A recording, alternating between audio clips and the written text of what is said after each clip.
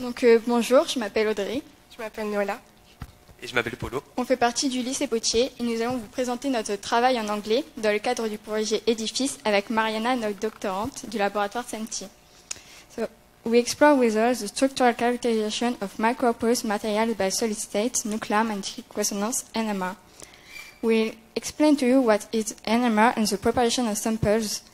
After, we will focus on the spectrometer's equipment and the experiment progress, and finally we will show you some example of liquid NMR of molecules.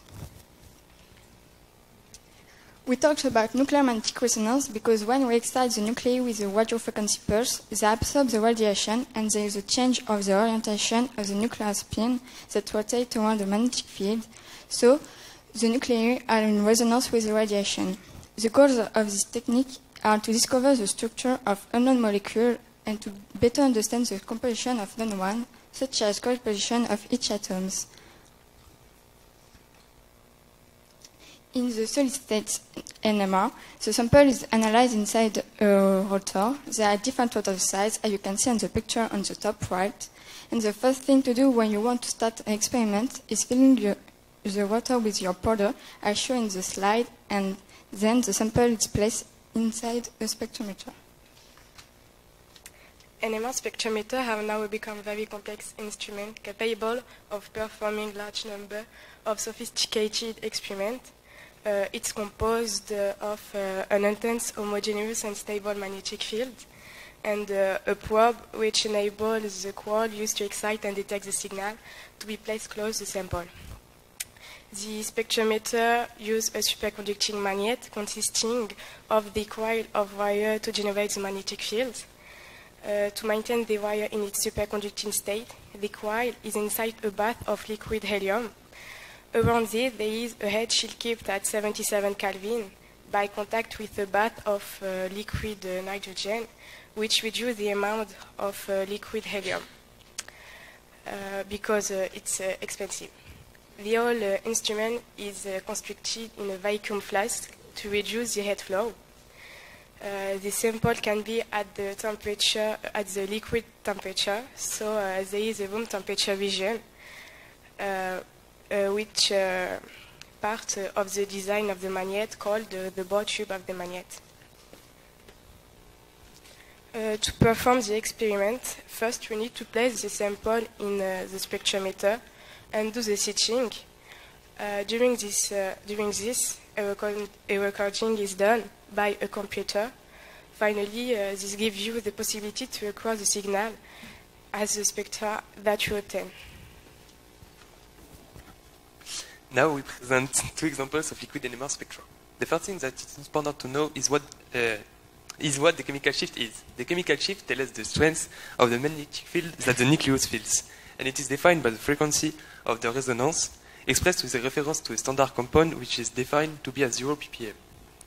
It allows us to define the position of the signal in the spectrum. In this slide, you can see a proton spectrum of ethanol. The different signals correspond to different protons. The chemical shifts are made by the environment of the proton taken in consideration. Another important thing is the rule of the 1+1. One proton can see other protons that are near it in the structure. In this case, its signal is composed by a number of lines equivalent to the number of protons that it sees plus itself.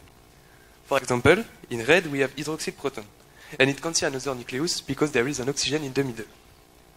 The three protons of the CH3, represented in blue, have the same environment. They see themselves, count as one, and the proton of the CH2, so other two, and the signal. In fact, it's represented by three lines. Here, there is the proton spectrum of the butanol. In this slide, we will try to discover the position of the proton in the spectrum, to assign the correct signal to each proton.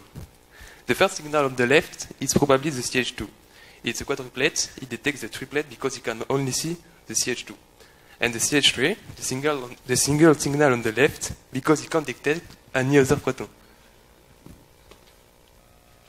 During this year, we saw the NMR spectroscopy, that is an analytical technique, and the samples is analyzed inside the water in the solid state, or in a solvent in a liquid state.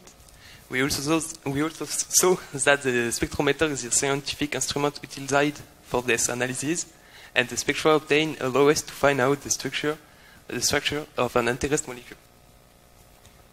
The next years we will analyze the solid materials, identify the position of each nucleus in a crystal structure, and finally we will detect the interaction between two or more compounds, such as a drug with its delivery system. Thank you for your attention.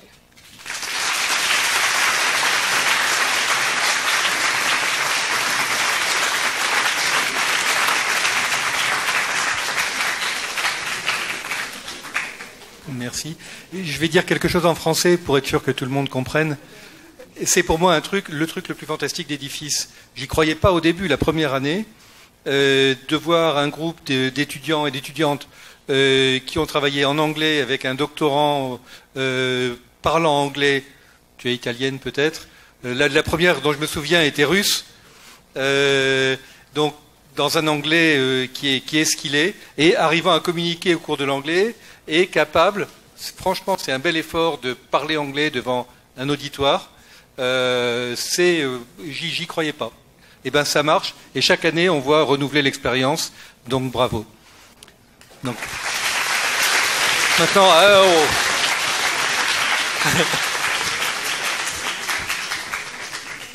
now we get to the questions. In French or in English? Or Italian?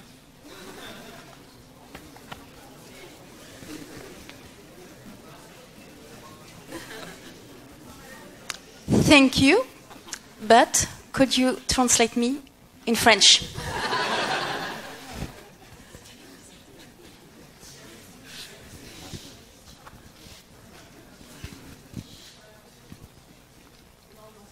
No. Thank you also for explaining what NMR is, because it's a very difficult technique. So, congratulations.